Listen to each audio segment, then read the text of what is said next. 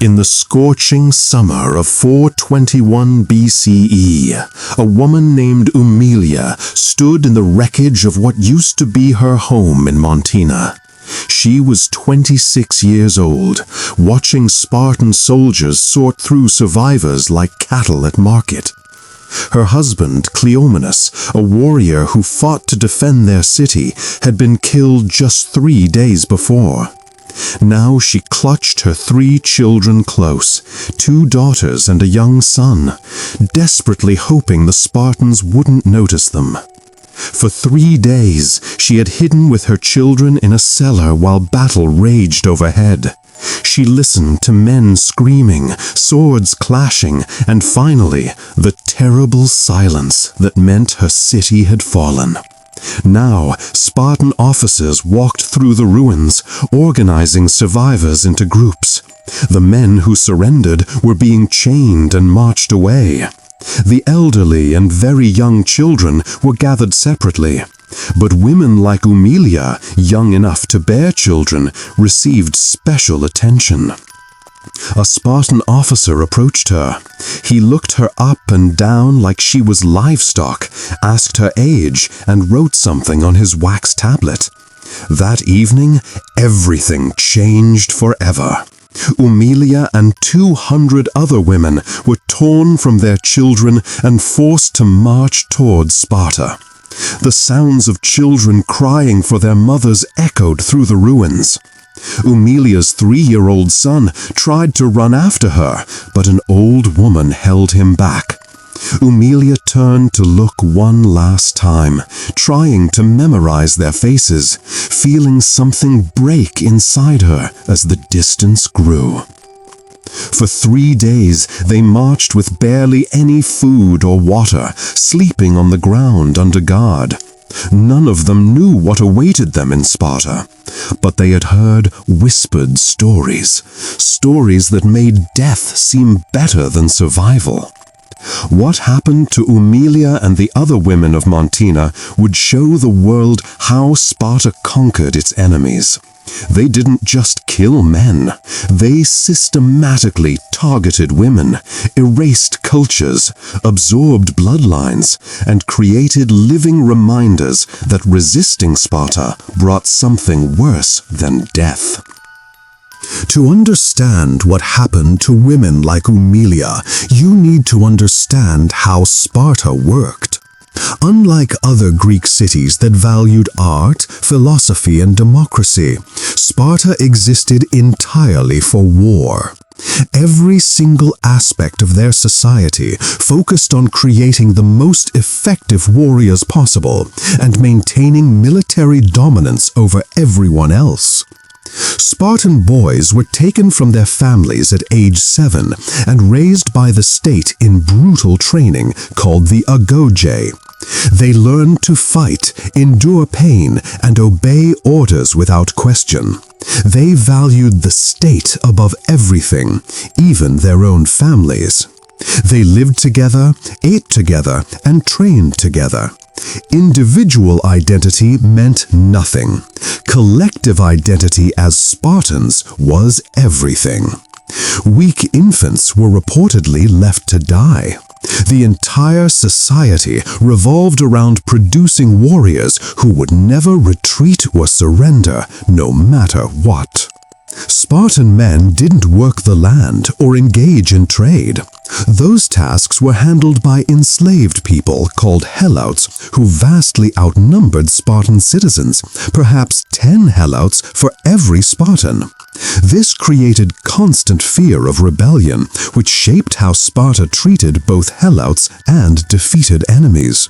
For centuries, Sparta fielded the most feared military force in Greece, an army of professional warriors who had trained their entire lives for combat. But maintaining this system required certain things. First, they needed massive numbers of enslaved helots to work their land. Second, they needed to produce enough children to replace warriors who died in battle. Third, they needed to ensure defeated enemies could never rise again to threaten them. These requirements led Sparta to develop systematic practices for dealing with conquered populations, particularly women. This is where things get dark. Sparta understood something crucial. Killing the men of a defeated city only removed one generation of warriors. The women would bear the next generation. If those women maintained their cultural identity and passed it to their children, they would create a new generation of enemies. So Sparta developed methods to prevent this, methods that involved controlling women's reproduction, erasing their cultural identity, and absorbing them in ways that ensured their children would serve Sparta instead of seeking revenge. When Sparta conquered a city, the treatment of survivors followed a brutal pattern. Male warriors were typically killed in battle or executed after surrender. Male civilians of military age might also be killed or enslaved, depending on how fiercely the city resisted. The elderly and very young children were sometimes allowed to remain under Spartan oversight, or they might be relocated or enslaved.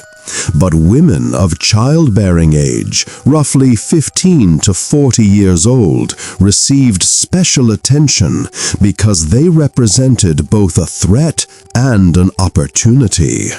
These women were gathered and examined by Spartan commanders who assessed them like livestock.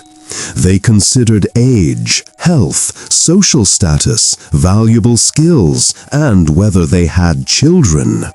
Based on this assessment, women were divided into groups, each destined for different fates. Some became helots, added to the enslaved population working Spartan land. These women labored in fields and households, their children born into inherited slavery with no hope of freedom. Their lives became defined by endless work under brutal conditions. But as terrible as enslavement was, it was actually the least horrifying fate awaiting captured women. At least helot women retained some connection to their cultural identity and to each other. Other women faced fates that ancient sources describe as worse than death itself, worse than slavery, worse than any physical torture. These fates involved complete erasure of identity, forced reproduction under circumstances that destroyed them psychologically, and bearing children who would grow up as Spartans, serving the very system that destroyed their mothers' original families and cities. The wives and daughters of conquered rulers received particular attention. These noble women had value not as laborers, but as symbols of total subjugation and as vessels for producing children of mixed heritage but Spartan identity. They would be assigned as wives or concubines to Spartan citizens, particularly older men who hadn't produced children or who had lost wives. The assignments were made by Spartan authorities as state policy, designed to serve state interests, not personal choice. These forced marriages served multiple cruel purposes. First, they humiliated the defeated enemy by demonstrating that even their highest-ranking women were now property to be distributed to Spartans. Second, they produced children who would be raised as Spartans but carried the blood of conquered people, creating visible proof that the conquered population had been absorbed. Third, they prevented these women from bearing children who might grow up seeking revenge against Sparta. Ancient sources describe how these forced marriages were sometimes conducted as public ceremonies designed to demonstrate total victory. The captured woman would be dressed in wedding garments and brought before the Spartan community. She would be formally married in a ceremony that mimicked traditional Greek weddings, but everyone knew she was a captive captive whose former husband had likely been killed by Spartans just days earlier. She was forced to participate, to speak the required words, to act like a willing bride, while everyone present knew the truth. After the ceremony, she would be taken to her new husband's household. There she would manage the household, bear children, and raise them as Spartans. But she would always be mocked as a captive, an outsider, a reminder of Spartan conquest. Her children would be considered Spartan citizens, but they would carry knowledge of their mother's origin and the city she lost. For the captured woman, this fate was worse than death because it involved not just survival under subjugation, but active participation in destroying her own culture. She was forced to raise children as Spartans, teaching them Spartan values, watching them potentially become warriors who might fight against any remnants of her original people. She managed a household for the man whose people killed her first husband and destroyed her city. She lived between captivity and marriage, neither free nor simply enslaved. Some women found ways to adapt, forming attachments to their new children while mourning lost families. But sources also describe women who never adapted, who lived their entire lives in depression and grief, who refused to fully participate even when it brought punishment. Some reportedly chose suicide rather than accept forced marriage, throwing themselves from cliffs or finding other means of escape. These deaths were sometimes portrayed as examples of feminine virtue, women choosing death to preserve loyalty to their deceased husbands and original cities. Many captured women became helots, the foundation of Spartan society. Helots was state property assigned to work specific Spartan landholdings. They couldn't be bought or sold individually, but they could never earn freedom. Helot status was hereditary. Children of helots were born helots and would remain helots forever, as would all future generations. Female helots worked in Spartan fields during planting and harvest, in households as servants, and in workshops producing goods. The work was endless and exhausting, the conditions harsh, the treatment often cruel. Helots were regularly beaten to reinforce their subjugation. They received minimal food and clothing, and were forbidden from aspiring to anything beyond assigned labor. But female helots faced specific vulnerabilities related to their gender. They were sexually available to Spartan citizens without legal protection or bodily autonomy. A Spartan man could force himself on a helot woman without consequence. It wasn't considered a crime because helots were property, not people with rights. Children born from these violations became helots, adding to the enslaved population. The psychological dimensions of helot life were worse than physical hardships. These women had come from cities where they were free, where they had identities, social positions, families, and futures. Now they were property, their lives reduced to labor and survival, their children born into permanent servitude.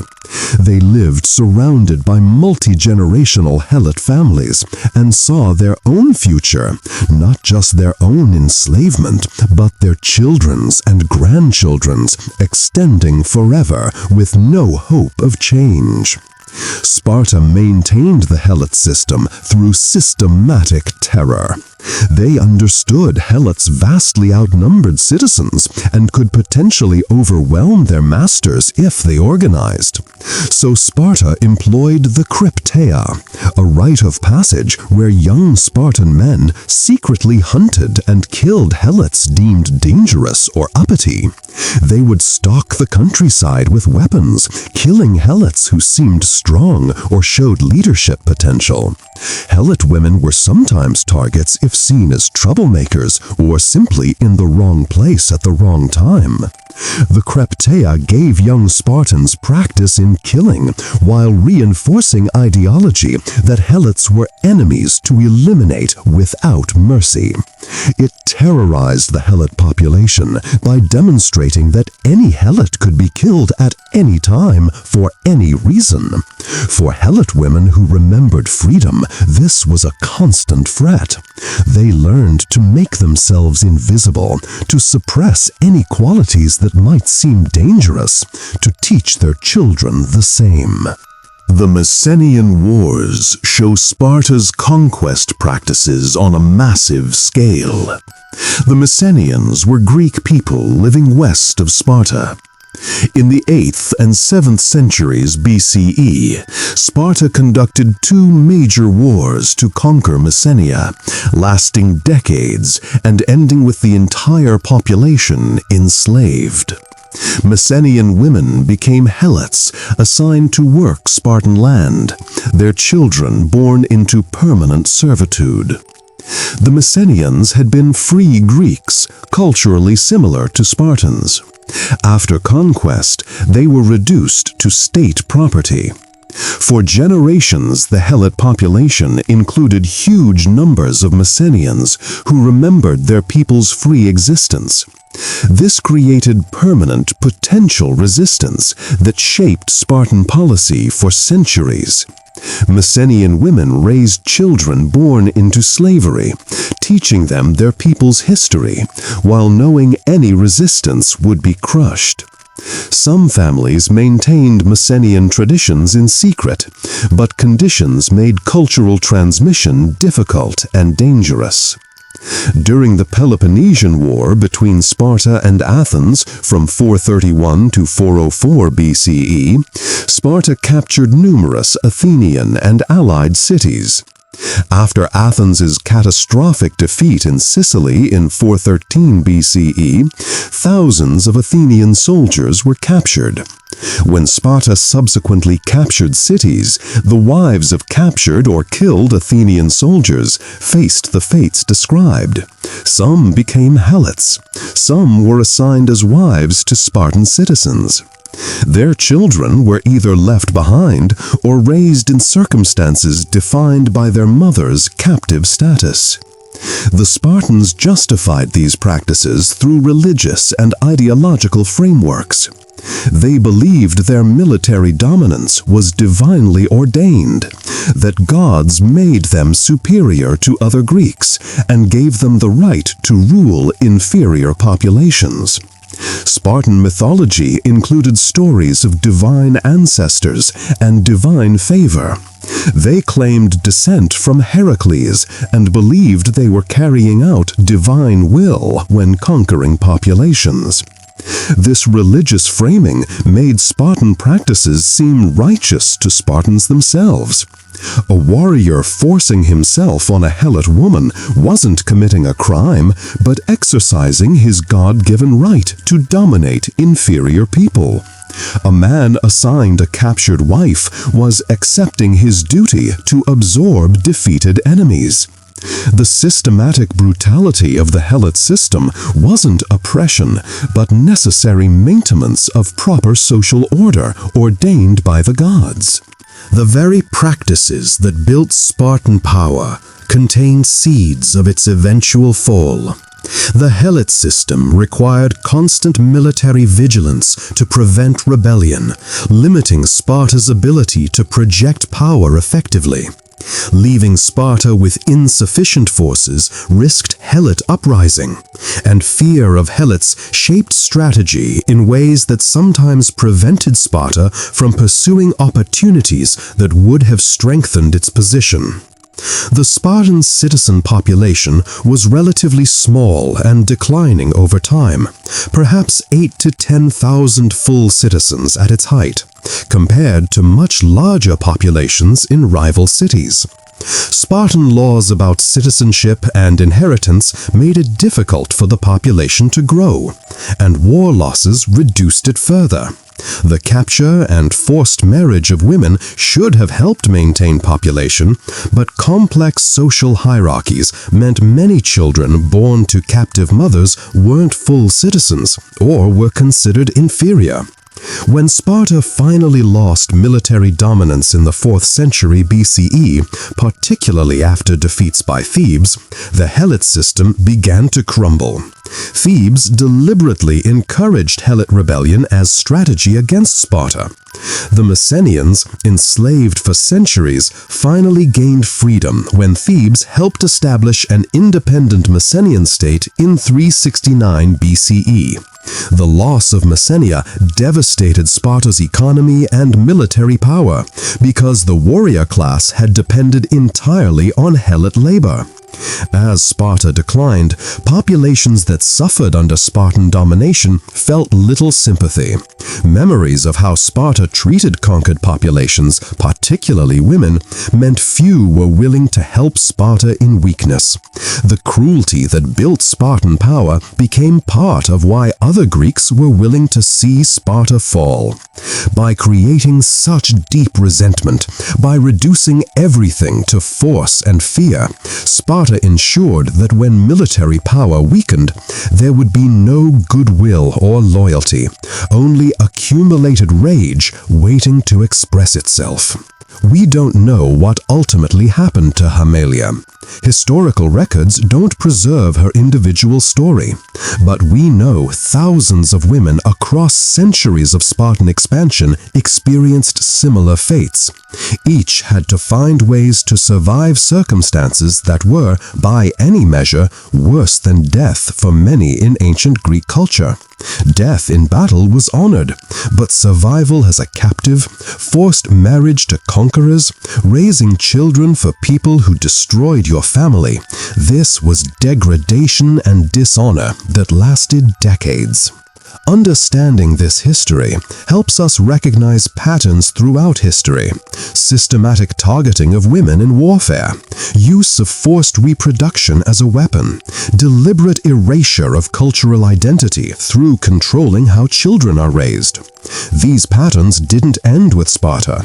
Recognizing them is crucial to preventing recurrence and supporting survivors when they occur. Subscribe to Echoes of History to continue uncovering these forgotten voices. These women existed. They suffered. They deserve to be remembered.